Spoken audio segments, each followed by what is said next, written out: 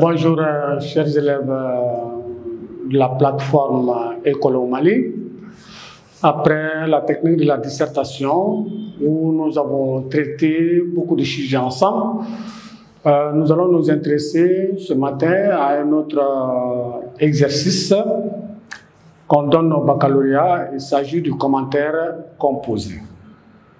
Donc, après la dissertation, nous avons le commentaire composé et le troisième exercice au baccalauréat, c'est la contraction de texte. Donc, l'objet de tout ce matin, c'est le commentaire composé. Donc, le commentaire composé, nous nous intéressons au titre. Nous avons deux mots. Nous avons le commentaire, qui est un nom. Donc, comme on le dit, un substantif. Parce que nous avons un article devant qui vient du verbe commenter.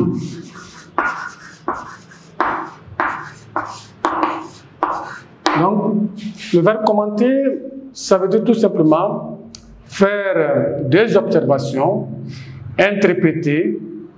Donc, c'est ça, commenter. Ensuite, nous avons un autre mot qui est là, composer. Donc, c'est un adjectif. Donc, ça veut dire tout simplement que le commentaire composé n'est pas une analyse linéaire. Donc,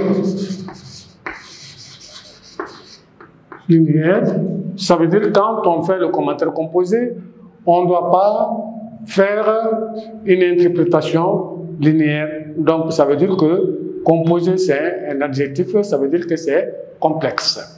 Donc voilà le titre pour vous. Donc pour nous résumer, nous disons que le commentaire composé comprend deux noms, deux mots. Le premier maintenant, commentaire, c'est le nom, ça vient du verbe commenter. Commenter veut dire faire des observations.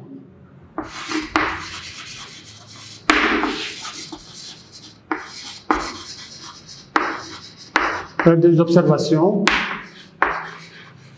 Donc, souvent interpréter,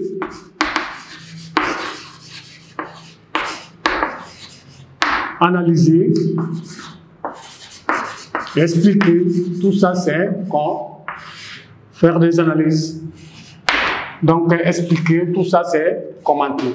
Ensuite, le deuxième mot, c'est un adjectif composé. Ça veut dire que cet exercice n'est pas un exercice linéaire. Quand on vous donne un texte, il ne s'agit pas de faire un commentaire ligne par ligne. Donc, voilà pour vous l'explication du commentaire composé.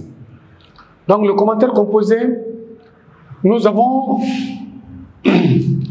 comprend deux parties.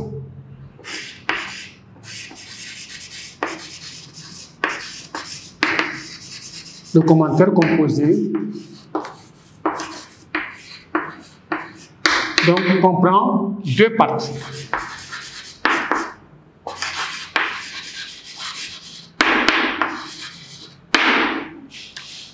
Donc, pourquoi deux parties? La première partie, on demande à l'élève de commenter. Donc, ça c'est la première partie. Donc, nous avons première partie, le commentaire.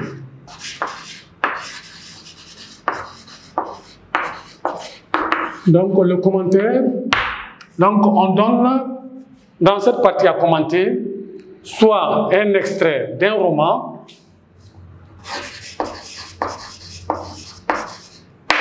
ou bien d'un poème, donc poésie, donc d'une pièce de théâtre,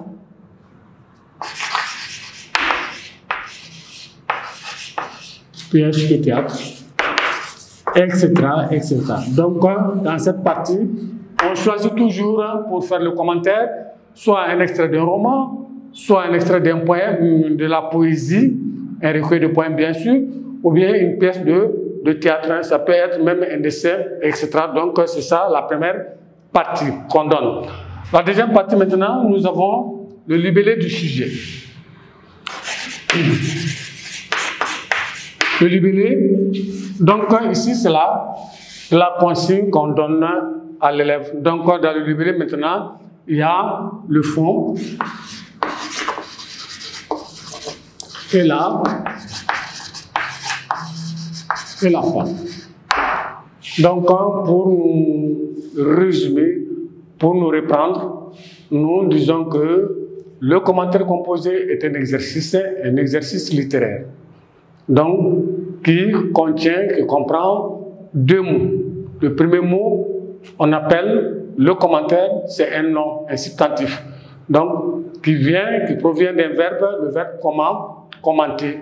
Commenter veut dire interpréter. Commenter veut dire faire des observations sur quelque chose. Donc, faire des analyses, expliquer, tout ça, c'est le commentaire. Ensuite, le deuxième mot, c'est l'adjectif. C'est un adjectif composé. Pour dire que l'élève, dans son commentaire, ne doit pas faire un commentaire linéaire, ligne par ligne.